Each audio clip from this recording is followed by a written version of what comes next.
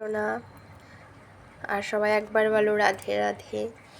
আর দেখো গোপু সোনাকে আমি সকাল সকাল একদম সুন্দর করে পরিষ্কার করে মুখ ধুইয়ে, আজকে আমি ওকে স্নান করাইনি যেহেতু প্রচণ্ড বৃষ্টি হচ্ছে, সেজন্য আজকে আমি স্নানটা করাইনি। ভালো করে গা মুছে টুছে দিয়েছি আর সাজুগুজু করে বসিয়ে দিয়েছি। সকালে জল খাবার মানে ব্রেকফাস্ট দিয়ে বসিয়ে দিয়েছি। আর আজকে যেহেতু শুক্রবার আমার সন্তোষী মায়ের ব্রত থাকে, তো তার জন্য আমি সকাল সকাল স্নান করে আগে পুজোটা সেরে নিয়ে তারপরে রান্না বসাবো। পুজো হয়েই গেছে, এখন 8:30 বাজে, তবে রান্নাও প্রায় বসিয়েই দিয়েছি। আজকে আমি ভাত টাত খাই না,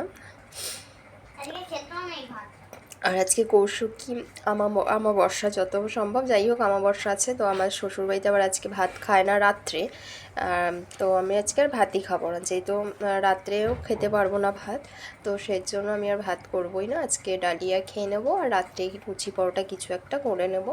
লুচিটা খুব একটা খাই না, পরোটাই করে নেবো। আর দেখতে পাচ্ছ আমার পুজো পুরো কমপ্লিট, এখনও ধূপ ধুনো জ্বলছে। আর সবাইকে অনেক অনেক ভালোবাসা। গোপু সবাইকে খুব ভালো রেখো, সুস্থ রেখো।